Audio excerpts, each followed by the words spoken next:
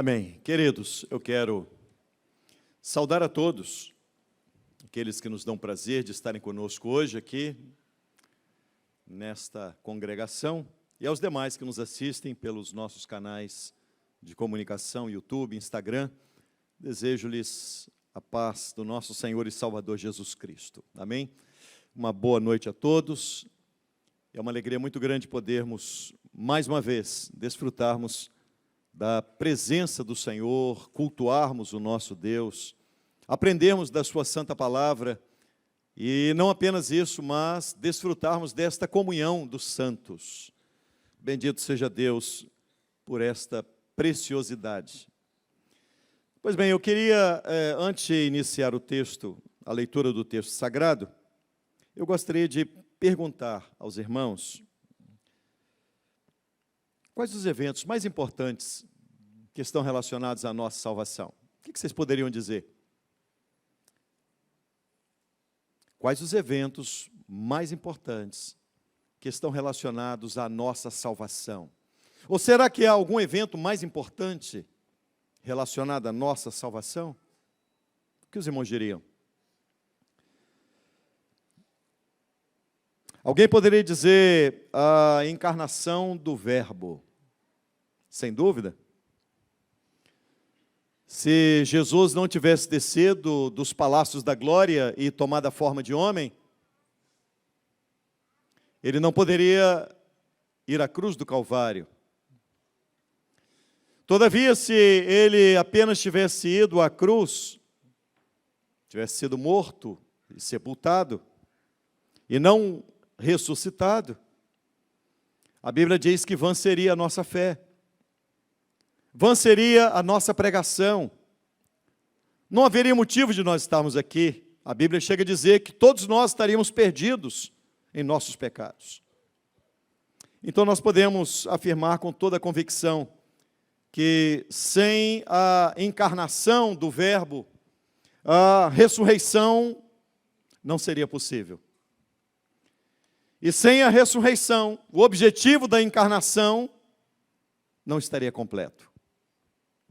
Portanto, eu quero convidar vocês para celebrarmos a nossa salvação.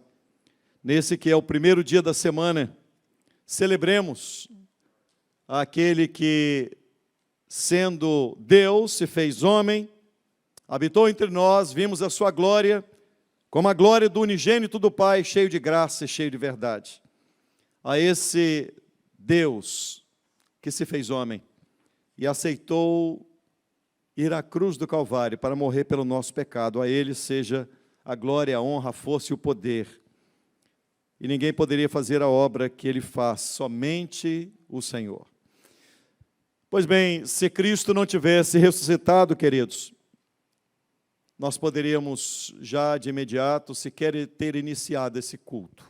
Mas bendito seja Deus, que a nossa alegria está não apenas na encarnação do Verbo, na morte vicária de Cristo, mas também na sua gloriosa ressurreição. E é por isso que a igreja celebra o primeiro dia da semana, porque é a coroação da grande vitória, a esperança que há no coração dos crentes, a ressurreição. E diante desses fatos que acabei de mencionar, principalmente da ressurreição de Cristo, como nós podemos pensar em um culto morto, sendo que, como igreja, nós cultuamos um Cristo ressurreto? Como pensar em um culto morto, sendo que cultuamos aquele que venceu a morte? E é por isso que o culto da igreja é um culto vivo, alegre, vibrante, cheio de vigor, cheio de alegria, porque nós celebramos a maior de todas as vitórias. A morte foi vencida. Jesus inaugurou aquele que é a vitória sobre o maior de todos os inimigos. Onde está a morte, o teu aguilhão? Tragada, vencida, derrotada foi a morte na vitória. Bendito seja Deus pela grande vitória que encontramos em Cristo Jesus. Eu queria ler convosco, nesta noite, se você puder abrir sua Bíblia, por gentileza, assim o faça. Evangelho segundo o relato de João Marcos, capítulo 16, Leremos a partir do verso 1. Faremos a leitura até o verso 11. Evangelho segundo o relato de Marcos, capítulo 16, versículo 1. Diz assim a palavra de Deus. Passado o sábado, Maria Madalena, Maria, mãe de Tiago, e Salomé compraram aromas para irem embalsamá-lo. E muito cedo, no primeiro dia da semana, ao despontar do sol, foram ao túmulo. Diziam umas às outras: quem nos removerá a pedra da entrada do túmulo? E olhando, viram que a pedra estava removida, pois era muito grande. Entrando no túmulo, viram um jovem assentado ao lado direito, vestido de branco, e ficaram surpreendidas e atemorizadas.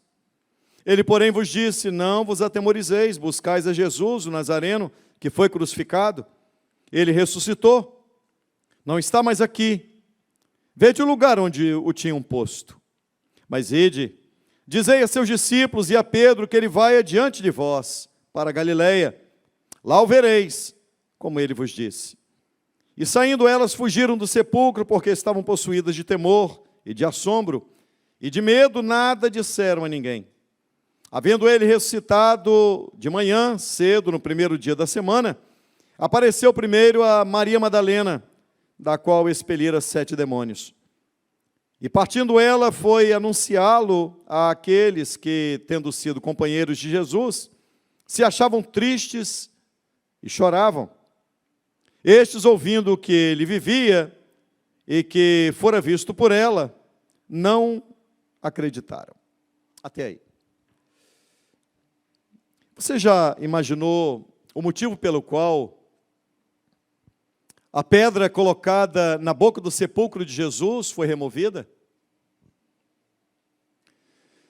Eu lembro-lhes que José de Arimateia pediu o corpo de Jesus a Pôncio Pilatos. E tendo ele tomado o corpo de Jesus, ele o colocou na sua própria sepultura, na sepultura que ele havia comprado. Diz a palavra de Deus que o Império Romano mandou que rolasse uma pedra na boca da sepultura, e não apenas isso. O selo de Roma estava ali para que aquela pedra não fosse removida. Havia uma pedra sobre a boca do túmulo, sobre a pedra o selo de Roma, para que o túmulo fosse inviolável. E não apenas isso, mas Roma colocou alguns soldados para guardar o túmulo. E de repente, quando as mulheres chegaram pela manhã, a pedra tinha sido removida. Qual o motivo? Será que a pedra foi removida porque Jesus havia ressuscitado? Foi esse o motivo? Sim? O que vocês acham? Vou repetir, irmãos. Está com o olhinho assustado? Estão com os olhinhos assustados? A pergunta que vos faço é: a pedra foi removida da boca do sepulcro onde colocaram o corpo de Jesus, porque ele haveria de ressuscitar e por isso era necessário que removesse a pedra? É isso? Claro que não. A pedra não foi removida para que ele saísse do túmulo. A pedra foi removida para que os discípulos entrassem no túmulo e vissem que o túmulo estava vazio. Porque após a ressurreição de Jesus, ele vai aparecer aos seus discípulos, e os discípulos estavam trancados em um determinado local, e ele aparece onde os discípulos estavam. Ele havia ressuscitado. A pedra não foi tirada dali para que ele saísse, a pedra foi tirada dali para que os discípulos entrassem, para que eles vissem: ele não está aqui. He's not here. He's rise, ele ressuscitou. A grande mensagem do Evangelho, e ela é diferente de todas as demais mensagens, de todos os demais que se intitulam deuses, porque o túmulo de todos os demais está lá a ossada deles, de Confúcio, de Buda, de todos os demais. Mas o nosso Deus não. O túmulo está vazio. Ele venceu a morte. E é por isso que nós celebramos o domingo como o dia do Senhor. Celebramos o domingo por muitos motivos. O dia da ressurreição. Celebramos o domingo porque a igreja celebrava a ceia no domingo, ela recolhia as ofertas no domingo. Celebramos o domingo, o primeiro dia da semana, porque foi no primeiro dia da semana que a igreja foi batizada com o Espírito Santo. Celebramos o primeiro dia da semana, porque João estava na ilha de Patmos quando ele foi arrebatado e viu Jesus glorificado no primeiro dia da semana. Celebramos o domingo, o primeiro dia da semana, porque é o dia da vitória sobre a morte. A morte foi tragada, vencida, aniquilada. E essa é a nossa esperança como igreja. A grande verdade, queridos irmãos, é que nós como igreja temos motivos que sobejam para glorificar o nome de Deus. Eu quero lembrar-lhes, existe um fato muito interessante na palavra de Deus, que no Evangelho de Lucas, no capítulo 24, quando Jesus se apresenta aos seus discípulos, diz a palavra de Deus que ele lhes mostra as mãos e os pés, para mostrar o lugar em que os cravos foram fixados. Isso porque o Evangelho de Lucas apresenta Jesus como Filho do Homem. Mas já no Evangelho de João, que apresenta Jesus como Filho de Deus, ele não apresenta as mãos e os pés, ele apresenta as mãos e o lado. Porque quando feriram do lado, saiu sangue e água. Ali estava a expressão gloriosa do amor de Deus derramado sobre todo homem. É o Filho de Deus que ama o homem a tal ponto de se entregar e derramar o seu sangue e o poder da sua palavra. Através deste poder, ele restaura pecadores, ele salva pecadores. Ali estava a demonstração, sangue e água, o amor de Deus demonstrado. O interessante é que, após a ressurreição de Jesus, eu fico imaginando que algumas mentes assim, sensacionalistas dos nossos dias, poderia até dizer a Jesus, Jesus, já que o Senhor ressuscitou, o Senhor venceu a morte, você imagina o impacto deles, dos discípulos? Quando Jesus se apresenta no local onde eles estavam, a portas trancadas, você imagina bem? Jesus não saiu pelas ruas de Jerusalém. Jesus poderia, irmãos, imaginem uma mente sensacionalista, como a de muitos púlpitos em que aparentemente se prega o Evangelho. Ah, se fosse comigo, hein? Ia sair pelas ruas, chamava os anjos, vem cá, vamos tocar trombeta aqui, Jesus andando nas ruas, fazendo novamente um milagre, transformando água em vinho, para mostrar que era ele mesmo. Quem sabe ir até a casa de Pilatos, acordar Pilatos, pegar Pilatos pelo colarinho e dizer assim, e aí? Você me condenou injustamente, eu estou aqui. Quem sabe ir à casa de Anás e Caifás e dizer, você duvidou? Eu estou aqui, eu venci a morte. Mas ele não fez nada disso, porque a mensagem do Evangelho não tem nada a ver com sensacionalismo. A mensagem do Evangelho é a vitória da vida sobre a morte. Ele venceu. Essa é a grande esperança da igreja. Lembram-se que mensagem sensacionalista é própria do diabo. Lembram-se quando Jesus foi levado ao pináculo do templo? Qual foi a proposta de Satanás? Lança-te daqui abaixo. Que cena magnífica, hein? Lança-te daqui abaixo, porque está escrito, citou até a Bíblia. Parece até crente. Cita a Bíblia, é um texto fora de contexto para arrumar um pretexto, para fazer o que não deve. Está escrito, darás ordem aos teus anjos, e se o Senhor saltar daqui, eles te sustentarão, nenhum mal vai te acontecer. Você imaginou a cena, irmãos? Jesus pulando lá do pináculo do templo, diz assim: aos anjos de meu Pai, segura aqui, todo mundo, palmas, é Ele. Só que existe uma mensagem muito interessante. O pináculo do templo era também chamado a casa do chofar. Era exatamente chamado pináculo do templo, ou a casa do chofar, o lugar onde o sumo sacerdote tomava a trombeta e ele ia até aquele local, exatamente aquele local chamado pináculo do templo. E ele tocava a trombeta para convocar o povo. O pináculo do templo não é lugar de sensacionalismo. O pináculo do templo é lugar de se anunciar: o Cordeiro que morreu está vivo e continua falando à sua igreja. Porque o chofar, a trombeta era feita exatamente do chifre do cordeiro. Aquele cordeiro que havia sido morto agora era usado para tocar o chofar ali. Percebam que o objetivo de Satanás se assemelha muito com o objetivo sensacionalista, em que muitos locais querem divulgar algo extraordinário. Hoje se fala muito nas igrejas evangélicas do sobrenatural. E não há nada mais sobrenatural do que pecadores lavados no sangue do Cordeiro e terem suas vidas transformadas. Não há nada mais sobrenatural do que homens que aparentemente estão vivos andando pelas ruas, mas aos olhos de Deus estavam mortos em delitos e pecados, e pelo poder da palavra foram regenerados, e agora têm vida, e agora vivem para a glória de Deus. Este é o maior milagre que pode acontecer. Este é o sobrenatural de Deus.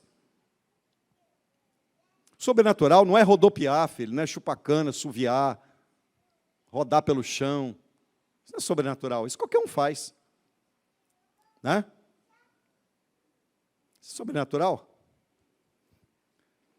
Vamos a meditar nesse texto sagrado. Eu quero conversar com vocês exatamente sobre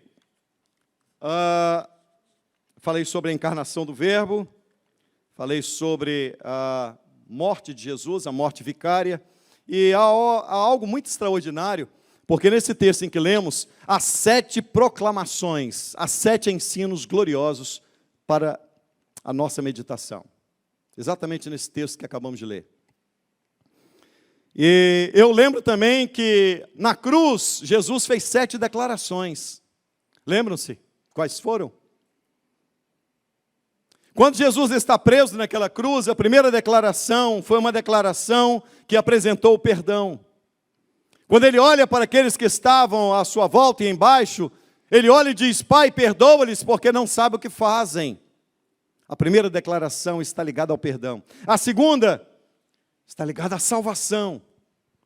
Porque Jesus diz assim: hoje mesmo estarás comigo no paraíso. A terceira palavra que Jesus dá é uma palavra de solidariedade. Ele vira-se para João e para Maria e diz: Maria, eis aí o teu filho. Filho, eis aí a tua mãe. Uma palavra de solidariedade. A terceira palavra na cruz do Calvário é uma palavra de desamparo. Quando ele ora ao Pai dizendo: Deus meu, por que me desamparaste? O Pai o desamparou naquela cruz para poder amparar você, para poder amparar a mim. O preço do seu amparo foi o desamparo do Filho de Deus. A quinta frase foi uma frase de agonia, quando ele diz: tenho sede.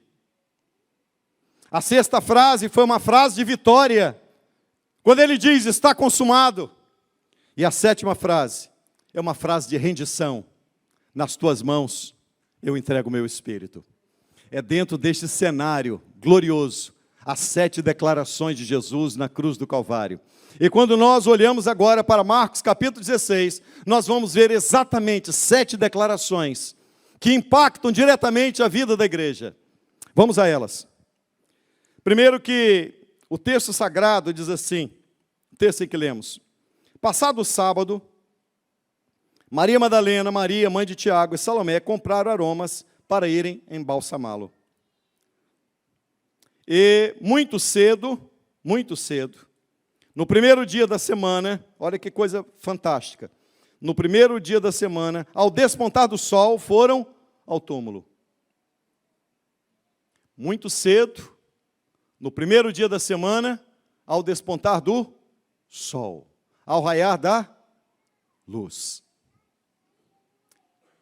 Eu quero dizer a você que esta primeira mensagem, a mensagem da ressurreição, ela proclama a gênese, isto é, o começo de todas as coisas. Deus inicia a criação lá no Gênesis, quando Ele diz, haja luz, e Ele diz isso no primeiro dia. E agora, a nova criação também é no primeiro dia da semana. Aquele que vindo ao mundo ilumina todo o mundo, emerge das trevas para a imortalidade da vida. Isso retrata o que nos parece a obra da redenção. No primeiro dia da semana, houve uma nova realidade, um novo mundo, uma nova ordem, uma nova criação, uma nova esperança. Por isso é que em Cristo, nós somos uma nova criatura. No primeiro dia da semana, é o dia de celebrar, somos uma nova criatura. Ele inaugura uma nova fase, um novo momento, uma nova ordem. A igreja reformada, ela se reúne no primeiro dia da semana para cultuá-lo, e de uma forma em que o nosso coração se enche de alegria, e a nossa boca de riso, e expressamos em louvor e adoração a Deus, porque no primeiro dia da semana Ele ressuscitou. No primeiro dia da semana a igreja foi batizada com o Espírito Santo. No primeiro dia da semana a igreja apostólica celebrava a ceia. No primeiro dia da semana João estava na ilha de Patmos, quando ele foi arrebatado e viu o Senhor dos Senhores, Rei dos Reis, Todo-Poderoso, e ele se lança aos pés dele como morto. E ele então recebe a destra do Altíssimo, dizendo, não temas, João, eu sou o primeiro e o último que fui morto, mas estou vivo para todo sempre, pelos séculos dos séculos. Aleluia! Essa é a primeira grande ensino que nós temos para nós. O primeiro dia da semana, isto é, uma nova ordem de coisas se estabelece a partir dali. Um novo momento, a nova aliança, um novo pacto. Agora, a morte foi vencida. Agora, nenhuma condenação há para aqueles que estão em Cristo. Porque a Bíblia diz que Ele morreu pelos nossos pecados, mas ressuscitou para a nossa justificação. Então agora ninguém mais é condenado, quem aceitou a Cristo. Então o primeiro ensino glorioso é daquilo que aconteceu com Jesus, primeiro desses ensinos, é que uma nova ordem de coisas no primeiro dia da semana aconteceu. Um outro aspecto que eu quero meditar com vocês é que a morte não tem a última palavra. E se você acompanhar o texto sagrado, no verso 6, diz assim, não vos atemorizeis, buscais a Jesus, o Nazareno, que foi crucificado, Ele ressuscitou, não está mais aqui, vede o lugar onde o puseram. Primeira lição, uma nova ordem de coisas, a partir do primeiro dia da semana. Segunda lição, a morte não tem a última palavra. Jesus inaugurou a imortalidade, igreja. A palavra de Deus chega a dizer, Paulo quando escreve a sua carta, primeira carta aos Coríntios, capítulo 15, ele vai dizer exatamente isso. Se Cristo não tivesse ressuscitado, nada valeria a pena, nada teria motivo de acontecer. Não haveria necessidade de se pregar, não haveria necessidade de se crer. Crer em quê? Se a morte o tivesse vencido. O texto destaca a humanidade de Jesus e faz questão de destacar, percebam, que ele era o Nazareno. Verso 6 diz assim, não vos atemorizeis, buscais a Jesus, o Nazareno. Faz questão de destacar que ele desceu no lugar mais profundo, vede o lugar onde o tinham posto. Mas também destaca uma vitória extraordinária, ele não está mais aqui. Colocaram-no aqui, mas ele não está mais aqui. A morte foi vencida. Primeiro, a nova ordem de coisas. Segundo, a morte foi vencida. Terceiro ensino para nós é que o verso 7 vai expressar: os caídos são levantados. Perceba. Mas ide, dizei a seus discípulos e a Pedro que ele vai adiante de vós. Ide, dizei a seus discípulos e a Pedro. Por que essa ênfase? Por que uma palavra especial para Pedro? Porque uma palavra direcionada a Pedro. Lembra-se quando Jesus está assentado à mesa e ceando com seus discípulos? Ele toma uma vasilha com água, uma toalha, e ele começa a lavar os pés dos discípulos. E então, ao se aproximar de Pedro para lavar os seus pés, Pedro diz: Senhor, o senhor não vai fazer isso não. O senhor não vai lavar os meus pés. Porque aquela atitude era uma atitude própria de escravos. E Jesus diz a ele: se eu não lavar os teus pés, tu não tens parte comigo. E Pedro, como era 8 ou 8.000, ele diz: então não lava o pé não, lava o corpo todo. Tem gente que é assim, extremista, né? Irmão Pedro era também, irmão. Se você é extremista, console-se com Pedro. Pedro também era. Não queria que lavasse o pé. Depois, quando Jesus diz aqui, não, então lava o corpo todo. Jesus disse: não, Pedro, você só precisa lavar os pés. Vós já estáis limpos pela palavra que vos tenho dito. Esse Pedro que ouve essa palavra, Jesus começa agora, após a ceia, após lavar os pés dos discípulos, Jesus começa a falar da sua morte. E Pedro diz: Senhor, Jesus vai dizer antes para ele: Pedro, Satanás quis ir andar você, mas eu roguei ao Pai. Se não fosse ele como nosso intercessor, nós não estaríamos aqui. Eu roguei ao Pai. E aí Pedro vai dizer assim: Senhor, todos podem te negar, menos eu. Olha a autoconfiança. Olha como o homem acha que ele é alguma coisa. Todo mundo pode te negar, menos eu. Eu vou contigo até a morte. Comigo é diferente, eu não sou igual Tiago, João, não sou esse tipo de gente, não. Comigo é diferente, o negócio aqui pode vir que tem. E Jesus diz: Pedro, antes que o galo cante, tu me negarás 3 vezes. A verdade, queridos, que nós não nos conhecemos, nós achamos que podemos muitas coisas, mas quando chega o embate, nós descobrimos que nós somos muito mais fracos do que achávamos que éramos. Nós achávamos que resistimos a muita coisa, quando na verdade nós não somos essa cocada toda. Nós somos ruins com força. Porque a gente não consegue cumprir o que a gente quer cumprir. Eu não tenho dúvida que Pedro falou aquilo do mais profundo do seu coração. Eu vou contigo até a morte. Eu não tenho dúvida que ele falou com o profundo da sua alma. Só que você não sabe como você é fraco. Pedro precisava descobrir que ele não era aquilo tudo que ele achava ser. E aqui eu quero abrir um parênteses enorme para tirar uma lição desta passagem. Você sabe que em alguns pecados, algumas situações que crentes caem, Deus se utiliza delas para mostrar que você não deve andar com o nariz em pé, apontando o erro dos outros. Deus às vezes vai permitir você tropeçar e bater com a cara no chão, para você não andar com o nariz em pé, achando assim: não, eu sou tal. Não, peraí, fulano não, peraí, não é igual a mim não, comigo é diferente. O negócio aqui comigo é, eu sou do reteté, eu sou... Não, filho.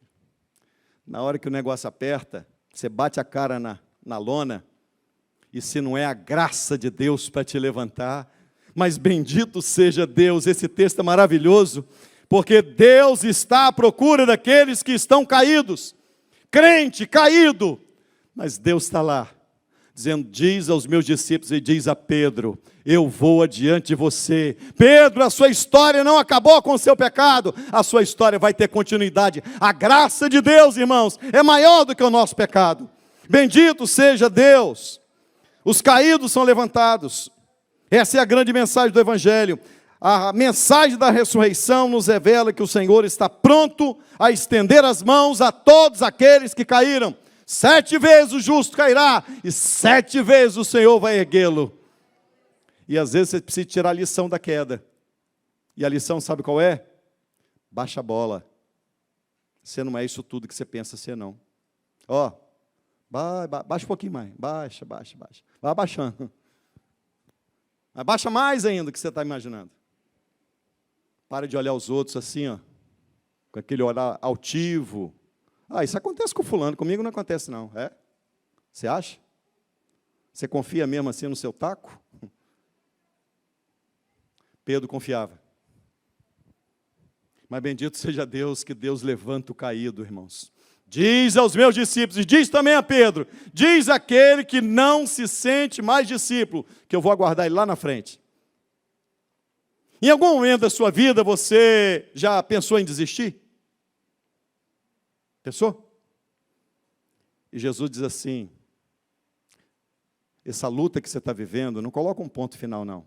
Apenas coloca uma vírgula, vai ter continuidade. Eu vou te aguardar lá na frente, eu ainda vou te levantar, eu ainda vou te erguer, e o momento difícil que você está vivendo é para o seu aprendizado. Você vai se levantar e você vai ver a vida sob outra ótica, não sob a ótica da prepotência, da arrogância, de achar que você é melhor que os outros, não. Deus levanta o caído, essa é a grande mensagem que nós também tiramos da ressurreição. Quarta mensagem, a que eu disse. E aí nesse mesmo versículo, dizei aos meus discípulos e a Pedro que ele vai adiante de vós para a Galileia. Perceba uma coisa, olha o que Jesus está dizendo. Dizei aos meus discípulos que eu vou na frente. Eu vou esperar vocês lá na Galileia. O cristianismo não é apenas um conjunto de doutrinas, de verdades, de dogmas. O cristianismo é mais do que isso. Nós estudamos a Bíblia porque cremos que ela tem a revelação de Deus. Mas o que nós precisamos compreender é que ser cristão é saber, ele vai adiante. Se ele vai adiante, cabe a mim segui-lo. O livro de Atos dos Apóstolos mostra que o nome da igreja no início era O Caminho. Porque exatamente ele vai adiante. Quem vai adiante da igreja? Ele. Jesus de Nazaré, aquele que ressuscitou, e ele diz, eu vou adiante, eu vou na frente de vocês, vocês vão seguir os meus passos. Ser crente não é apenas conhecer teologia, ser crente é seguir a Jesus, seguir os passos de Jesus. Temos que cuidar para que a nossa religiosidade, irmãos, ela não se transforme em um monumento, ao invés de ser um movimento. Isto é, ao invés de você idolatrar a sua religiosidade, você precisa saber, convém caminhar hoje, amanhã e no dia seguinte, porque ele vai adiante. E ele está aguardando você caminhar e chegar até lá. O cristianismo, para alguns, é apenas uma religião, e ser cristão é seguir um Cristo que está vivo. Esta é a quarta mensagem, a quarta proclamação, o quarto ensino que nós tiramos da ressurreição. E o quinto ensino, ainda nesse versículo 7, que diz assim, ide dizer aos meus discípulos que eu vou adiante de vós, e vos acharei, vos encontrarei lá na Galileia.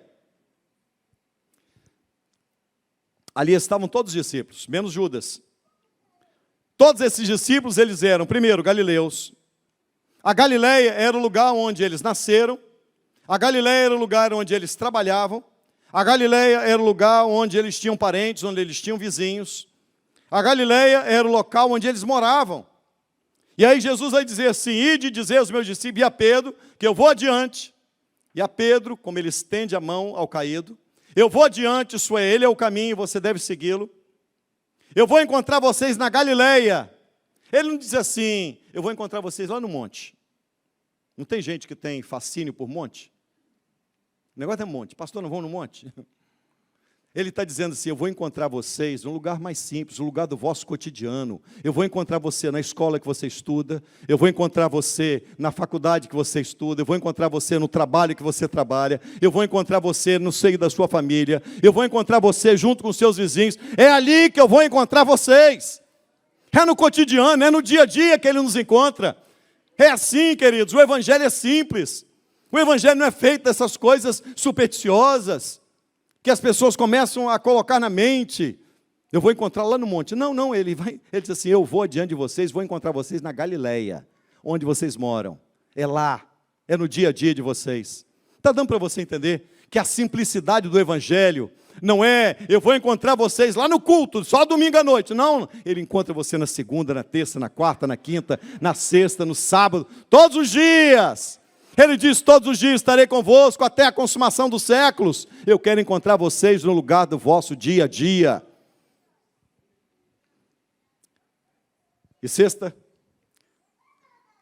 Sexto ensino que nós tiramos está no verso 8. E saindo elas, fugiram do sepulcro porque estavam possuídas de temor. As mulheres estiveram com Jesus em seus momentos de popularidade. As mulheres estiveram com Jesus quando ele estava sendo vilipendiado. As mulheres honraram Jesus na vida, honraram Jesus na morte e honraram Jesus na ressurreição.